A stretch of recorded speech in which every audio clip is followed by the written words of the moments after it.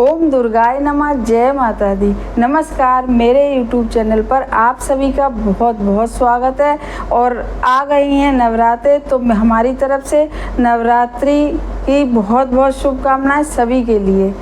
अब आज हम जो उपाय लेकर आए हैं, क्योंकि नवरात्रों में किए गए उपाय बहुत ही ज़्यादा प्रभावशाली होते हैं और जल्दी फलदायी होते हैं। और इस बार जो नवरात्रे हैं वे 10 दिन के हैं, क्योंकि पितृपक्ष थे 1 दिन कम और नवरात्रे का 1 दिन बढ़ गया है, जो बहुत ही ज़्यादा शुभ माने गए हैं। 10 दिन के नवरात्रे बहुत ज़्यादा शुभ माने गए हैं। और जो माता रानी हैं वे हाथी पर सवार होकर आई हैं, इसलिए और भी ज़्यादा यह जो 10 दिन है बहुत ही ज़्यादा फलदायी हैं। तो इन 10 दिनों के अंदर हम यदि किसी भी मनोकामना के लिए हम कोई भी उपाय करेंगे तो वह उसका फल बहुत ही जल्दी मिलेगा।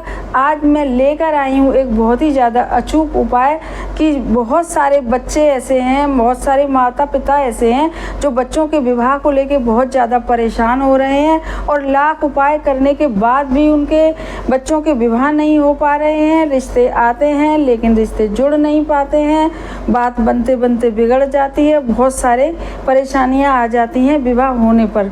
तो आज का जो उपाय है वह बहुत ज़्यादा अचूक है और नवरात्रि में पंचमी वाले दिन उस उपाय को करना है, क्योंकि एक नवरात्रि बढ़ गई है 1 दिन, तो इसलिए जो पंचमी पड़ रही है वह 27 सितंबर को पड़ रही है पंचमी। तो यह उपाय आपको 27 सितंबर को करना है और सुबह के समय करना है। 12 बजे से 11 बजे से पहले कर लीजिए। और यदि सुबह किसी भी कारणवश ना कर पाएँ तो शाम को 4 से 6 के बीच में अवश्य ही कर लीजिएगा, क्योंकि यह उपाय ऐसा ही है और बहुत चमत्कारिक उपाय है।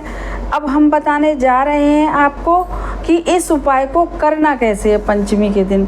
तो इस उपाय को करने के लिए आपको एक पान के पत्ते की ज़रूरत पड़ेगी, क्योंकि पान का पत्ता बहुत ही ज़्यादा माता रानी को प्रिय है और नवरात्रों में आप ये उपाय कर रहे हैं तो आपको एक पान का पत्ता लेना है और 1 कटोरी में हल्दी घोलनी है और 1 कटोरी में कुमकुम घोल लें, चाहे तो रोली घोल लें, और थोड़े से चावल लेने हैं। और अपने घर के मंदिर में ही पहले तो बैठ के करना है और फिर उसके बाद बताएंगे कि उस पान के पत्ते का क्या करना है।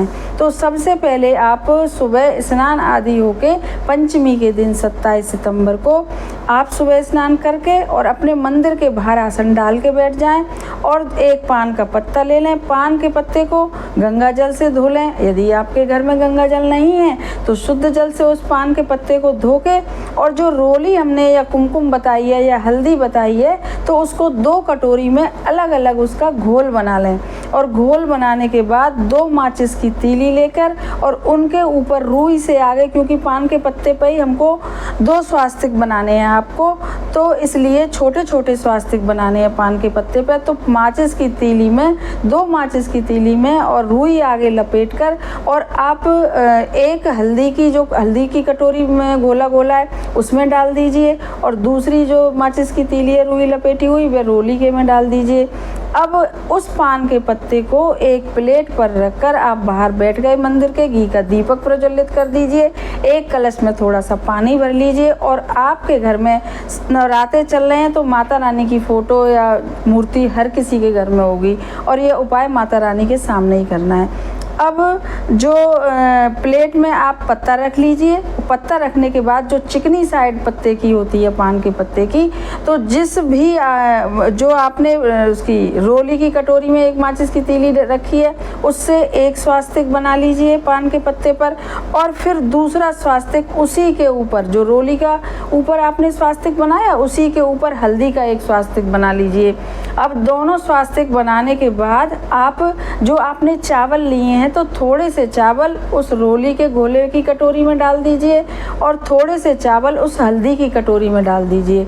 अब दोनों में आपने डाल दिए तो अब आप ये ध्यान से सुनिएगा कि अब जो रोली का जो स्वास्तिक बना हुआ है तो उस पर तो आप रखेंगे जो हल्दी में भीगे हुए चावल हैं, और जो हल्दी का स्वास्तिक बना है उस पर रखेंगे आप रोली में भीगे हुए चावल, यानी कि पीले स्वास्तिक पर लाल चावल और लाल स्वास्तिक पर पीले चावल, ये आप रख लीजिएगा। और फिर उस प्लेट को उस प्लेट से उस पान के पत्ते को अपनी हथेली पर रख लीजिए। और इस उपाय को माताएं भी कर सकती हैं और लड़के लड़कियां भी कर सकते हैं।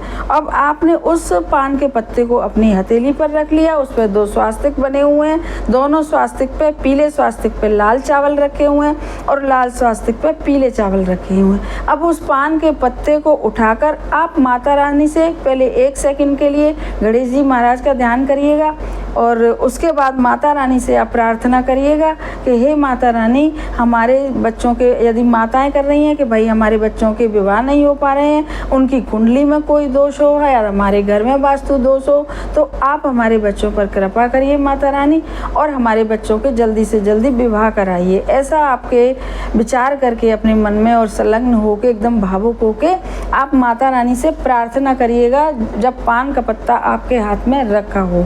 अब आपने प्रार्थना करने के बाद यदि लड़के लड़कियां कर रहे हैं तो उनके हाथ पे तो खुद ही पत्ता रखा हुआ है, और यदि माएँ कर रही हैं और बच्चे यदि घर में हैं तो उनका हाथ छुआ के और वहाँ पर वह उस पान के पत्ते को नीम के पेड़ के नीचे ले जाएं।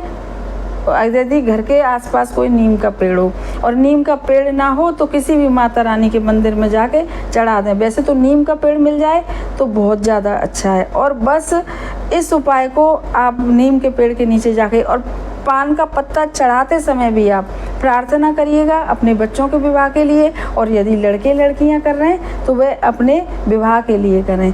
और अब अपने घर पे आ जाइए। इस प्रकार से आपका उपाय पूरा संपन्न हो गया और फिर आप देखेंगे कि यह उपाय करने के बाद बहुत ही आजमाया हुआ उपाय है ये, और बहुत सारे लोगों ने इसे कराए, पिछले नवरात्रों में कराए तो बहुत फल पाया है, इन्होंने विवाह हुए हैं बच्चों के, इसीलिए हमने ये उपाय बताया है। आप इस उपाय को बहुत ही श्रद्धा भाव विश्वास के साथ करेंगे तो निश्चय ही 101% इसके रिजल्ट मिलने ही मिलने हैं, ऐसा देखा गया है इस उपाय को लेके।